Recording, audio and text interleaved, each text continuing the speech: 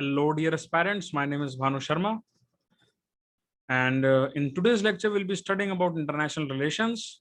I'll be starting off with foreign policy of India after post-independence time and factors shaping it. Before starting this lecture, here's a small introduction about myself. My complete name is Bhanu Sharma, and I've pursued my master's in political science, international relations, and geopolitics.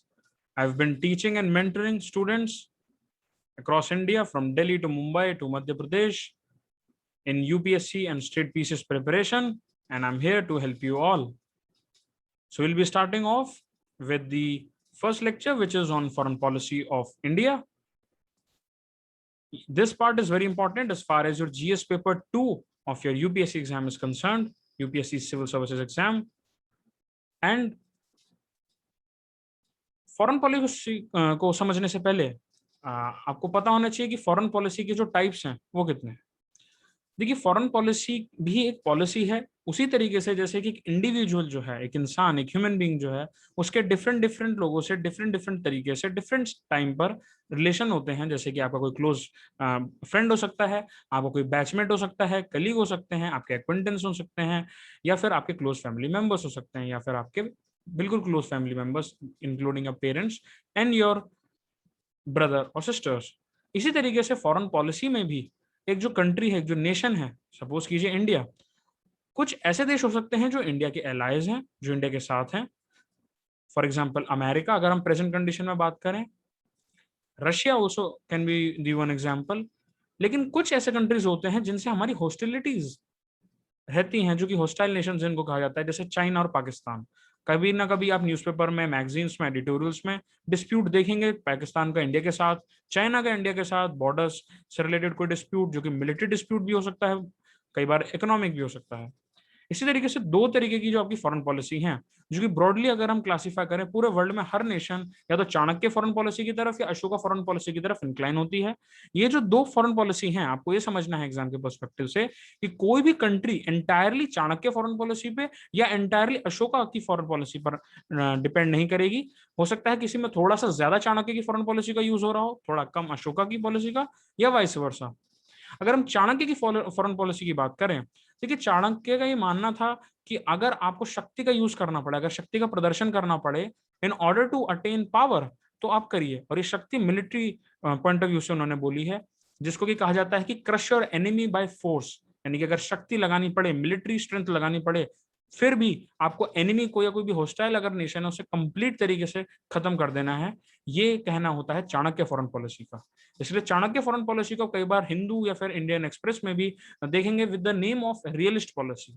China या USA जो है, ऐसा माना जाता है by the diplomats as well as by the geopolitic intellectuals कि China और USA का जो स्टैंस है, फॉरेन पॉलिसी जो है उनकी, वो चाणक्य फॉरेन पॉलिसी से बहुत ज्यादा इंस्पायर है। इसलिए आप देखेंगे कि यूएसए का कहीं ना कहीं डिस्प्यूट या मिलिट्री बेसिस आपको पूरे वर्ल्ड में देखने को मिलेंगे ऑलमोस्ट।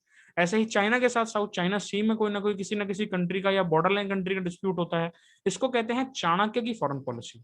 ऐसा नहीं होगा कि यूएसए कंप्लीटली चाणक्य की या चाइना कंप्लीटली चाणक्य की फॉरेन पॉलिसी पर अपनी जो पॉलिसी उसे बनाए, लेकिन मेजोरिटी में हो सकता है बनाए, जो कि है भी। अगर हम अशोका की फॉरेन पॉलिसी दूसरी तरफ बात करते हैं, वो बात करता है नो यूज ऑफ आर्म्स, लड़ाई झगड़ा नहीं, आर्म्स यूज नहीं करना, military strength, missile, PSLV, GSLV, rockets वगैरह यूज नहीं करने हैं, केवल और केवल पीसफुल एग्जिस्टेंस की बात करनी है, जिसको कहा जाता है कि आकर बैठकर बातचीत करना, डीएस्केलेट करना चीजों को, जिससे कि लड़ाई ना हो, डेवलपमेंट की बात करना, पॉजिटिव मैनर में बातों को ले जाना, लेकिन हमें हमेशा पीसफुल जो है सिचुएशन को बनाकर रखना है।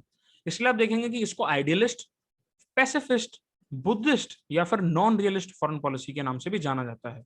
देखिए अशोका की पॉलिसी जो है, पीसफुल रहना, हमेशा डीएस्केलेट करना, बातचीत से सुलझाना, ये पॉलिसी आज के समय में बहुत ही ज्यादा मुश्किल हो जाती है अप्लाई करने में, बिकॉज आपको नहीं पता कि जो आपका नेशन है वो हॉस्टाइल कंट्रीज से घिरा हुआ है या नहीं, और कब वो ऐसी कंडीशन आ जाए। फॉर एग्जांपल अगर इंडिया की हम बात करें, इंडिया फॉरेन पॉलिसी जो है, इंडियन फॉरेन पॉलिसी, वो अशोकन फॉरेन पॉलिसी पे डिपेंड है कंप्लीट तरीके से। इसलिए आप देखेंगे जब चाइना के साथ डिस्प्यूट हुआ था पिछले साल भी, तो भी हमने हमेशा कमांडर लेवल मीटिंग्स को इनकरेज करा, पीसफुल को एग्जिस्टेंस की बात करी, बैठा एक साथ बैठकर बातों को सुलझाने की हमने हमेशा इनकरेजमेंट दिया।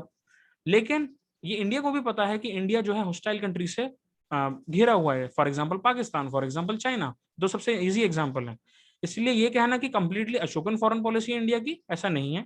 अशोकन फॉरेन पॉलिसी बेसिस है हमारा, लेकिन अगर हमारे ऊपर कोई अटैक करता है तो डिफेंसिव साइड पर हम चाणक्य की फॉरेन पॉलिसी को भी अपनाते हैं।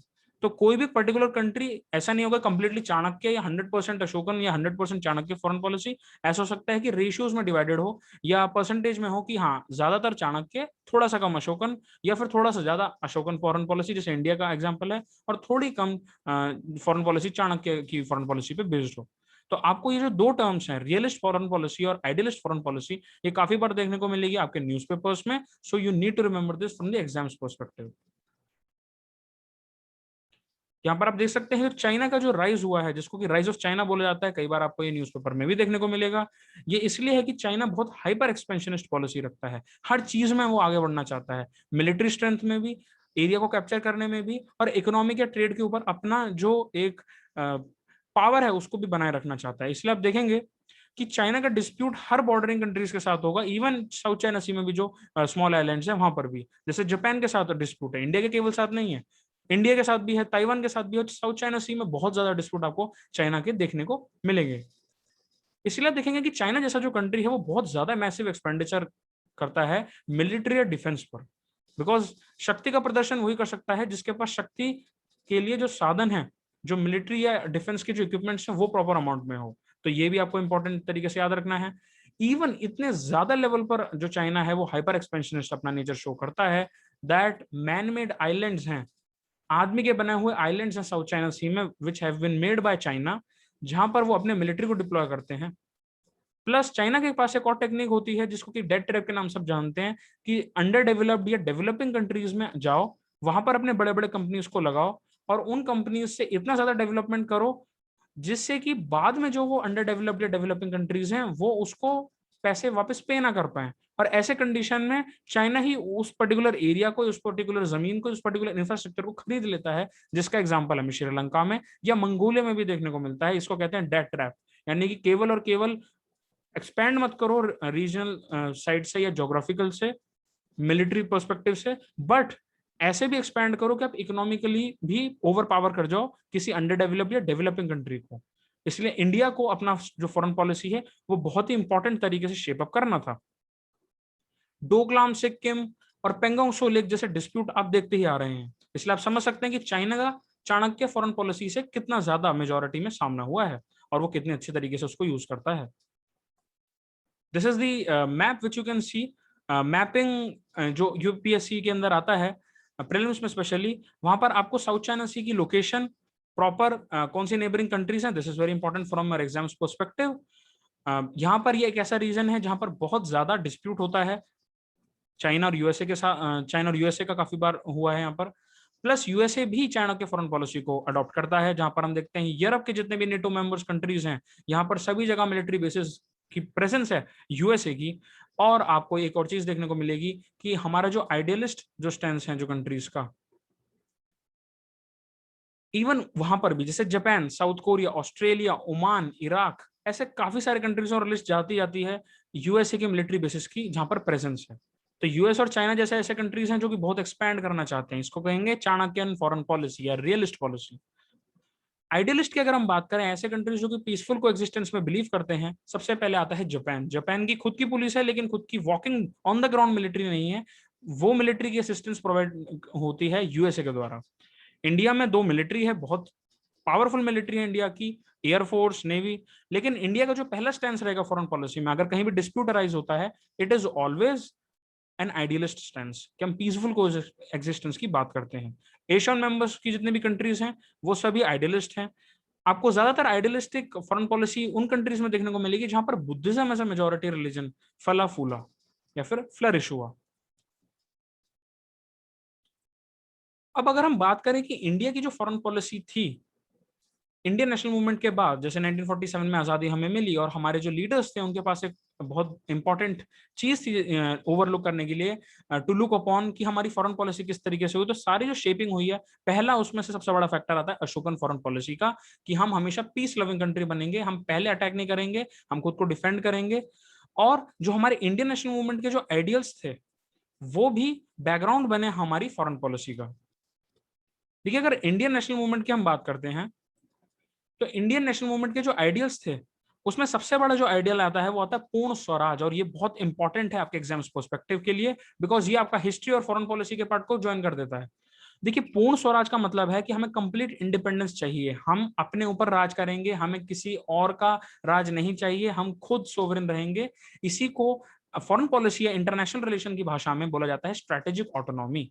यानी कि इंडिया अगर किसी ग्रुपिंग का मेंबर बनना चाहता है, या किसी ट्रेड एग्रीमेंट में जाना चाहता है, या मल्टीलेटरल किसी ऑर्गेनाइजेशन को ज्वाइन करना चाहता है, तो वो फ्री है करने के लिए, जब तक वो हमारे नेशनल इंटरेस्ट में है। कोई दूसरा कंट्री, कोई XYZ या ABC कंट्री आके हमें नहीं बताएगा या हमें इन्फ्लुएंस नहीं करेगा बाय एनी मेथड कि हम उस चीज में या उस ग्रुपिंग में जाएं या ना जाएं। इसी को बोलते हैं हमारी ऑटोनॉमी, हमारी जो स्वेच्छा है, हमारी जो स्ट्रेटेजिक ऑटोनॉमी है, कि जहां पर हमें स्ट्रेटेजी, जहां पर हमें अपना नेशनल इंटरेस्ट दिख रहा है, हम उसको फॉलो करेंगे, हम वहां पर जाएंगे। ये बहुत इंपॉर्टेंट फैक्टर प्ले करता है, इसलिए आप देखेंगे कि बाद में नॉन अलाइन मूवमेंट के रूप में भी सामने आया है। प्लस जो हमारे एक और आइडियल है जिसको कि हमने अपनी फॉरेन पॉलिसी में यूज करा है, that is known as secularism.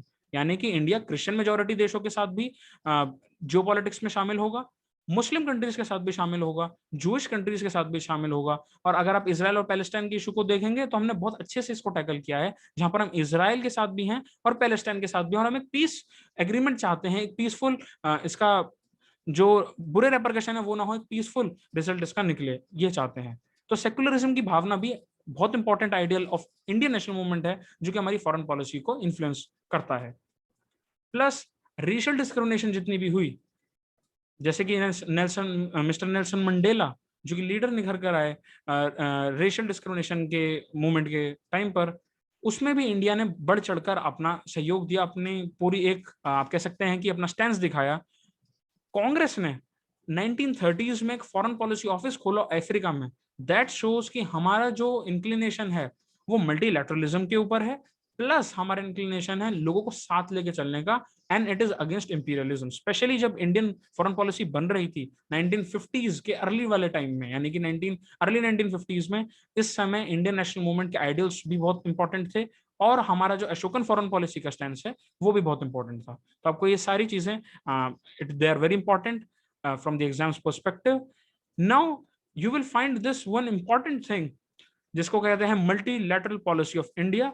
यानी कि जो भी देश हैं, केवल एक देश नहीं, जितने भी ग्रुपिंग्स हैं, ट्रेड एग्रीमेंट्स हैं, देश के जो ग्रुपिंग्स हैं, फॉर एग्जांपल आपके ब्रिक्स समिट होता है जैसे मान लीजिए, या एशियन मेंबर्स हैं, या अगर हम साउथ अफ्रीका की बात करते हैं, या साउथ अमेरिका की बात करते हैं, या रशिया की बात करते हैं, या फिर हम बात करते हैं स्कैंडिनेवियन कंट्रीज की, तो हमारा जो स्टैंड है वो स्ट्रेटेजिक ऑटोनॉमी में रहेगा। ऐसा नहीं कि अगर हम रशिया के साथ फ्रेंडली हो रहे हैं या फ्रेंडली रिलेशन और ज्यादा बिल्डअप कर रहे हैं, तो अमेरिका अगर हमें आगे बोलेगा कि नहीं ऐसा मत करो, या अमेरिका का अगर इसमें इंटरेस्ट, नेशनल इंटरेस्ट कॉम्प्रोमाइज हो रहा हो, तो हम अमेरिका के लिए काम करेंगे, नहीं। हमारा नेशनल इंटरेस्ट सबसे पहले है, हमारी स्ट्रेटेजिक ऑटोनॉमी सबसे पहले है, हमारा जो सोवरेन नेचर है वो सबसे पहले होगा।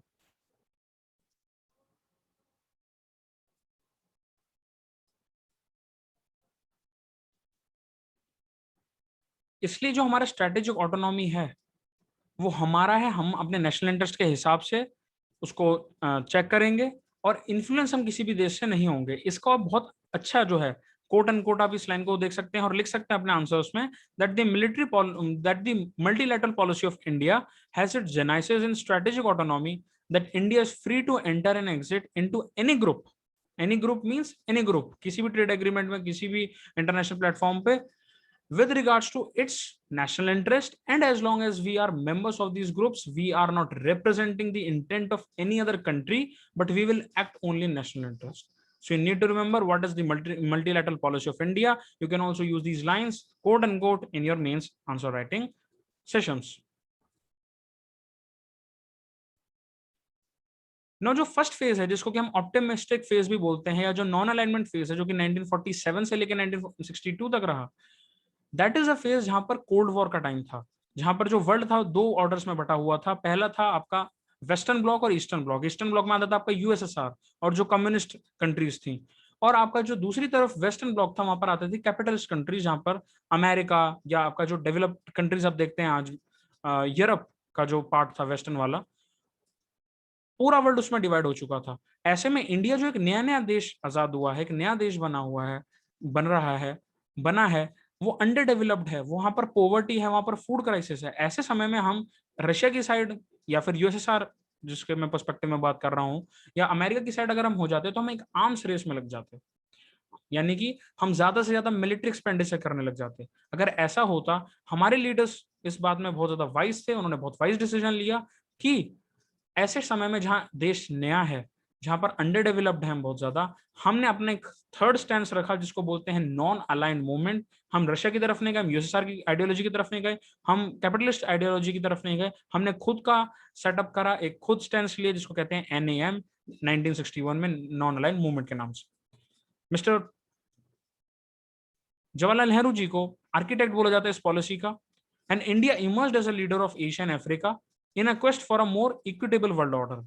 यानी कि जितने भी और देश थे जो भी ब्रिटिश के शासन से आजाद हो रहे थे या हो चुके थे, अर्ली 1950s में बात करें, 1950s 1960s, उन सबका लीडर की तरीके से निखर के आता है इंडिया।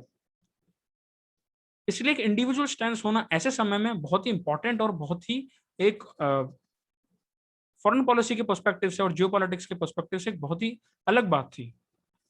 इसलिए आप देखेंगे जो हमारा फर्स्ट 5 ईयर प्लान था 1951 में भी, उसमें शेयर फोकस इकोनॉमिक डेवलपमेंट पे था, मिलिट्री स्ट्रेंथ पे नहीं था, बिकॉज हम एक नए कंट्री थे। यही हमारा पोस्ट इंडिपेंडेंस फॉरेन पॉलिसी का स्टैंड था। बट जैसे हर अच्छी चीज के कुछ ना कुछ एडवांटेजेस या डिसएडवांटेजेस होते हैं, इस पॉलिसी का भी एक क्रिटिक निकला।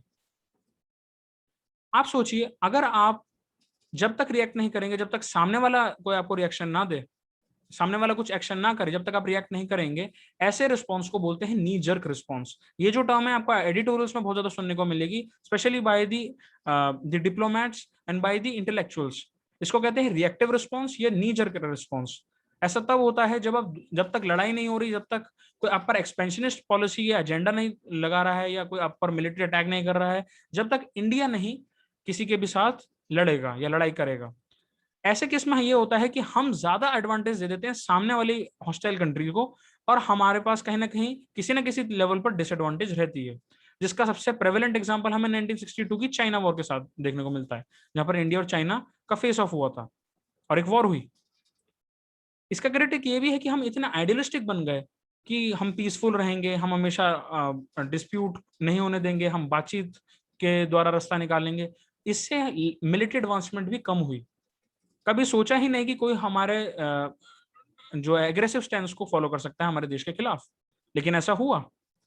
ऐसा नहीं हो सकता कि आप हमेशा पीस लविंग कंट्री बनकर रहें और जो आपके सामने या आपके आसपास के जो कंट्रीज हैं, जो बॉर्डरलाइन कंट्रीज हैं, वो कभी होस्टाइल नहीं होंगे। दैट इज अ रीजन कि जवाहरलाल नेहरू जी को कभी क्रिटिसाइज भी किया जाता है by different schools of thought when the geopolitics is concerned, that his approach towards international relation was too much idealistic. देखिए, हर चीज का पॉजिटिव और नेगेटिव आपको प्रॉपर तरीके से बताना है एग्जाम में, बट आपको एक पॉजिटिव नोट पर उसको खत्म करना है। बिकॉज अगर ऐसी पॉलिसी नहीं होती तो इंडिया, अगर हम आइडियलिस्ट पॉलिसी को यूज नहीं कर पाते तो इंडिया जो है वो आर्म्स रेस में पड़ जाता, और उसकी वजह से होता ये कि हम डेवलपमेंट की जितने इश्यूज हैं हमारे, under developed, poverty, unemployment, food crisis, mail nutrition जैसे बड़े बड़ी चीजें जिससे इंडिया 1950s में, अर्ली 1950s में फेस कर रहा था, उसको हम प्रॉपर तरीके से एड्रेस नहीं कर पाते क्योंकि मनी हमारे पास लिमिटेड थी। इसलिए इकोनॉमिक डेवलपमेंट को बड़ा दिखाया गया, मिलिट्री स्ट्रेंथ पर इतना फोकस नहीं किया गया। And this was the first phase, जिसको कि ऑप्टिमिस्टिक फेज या नॉन अलाइनमेंट फेज भी कहते हैं। I hope you like this lecture.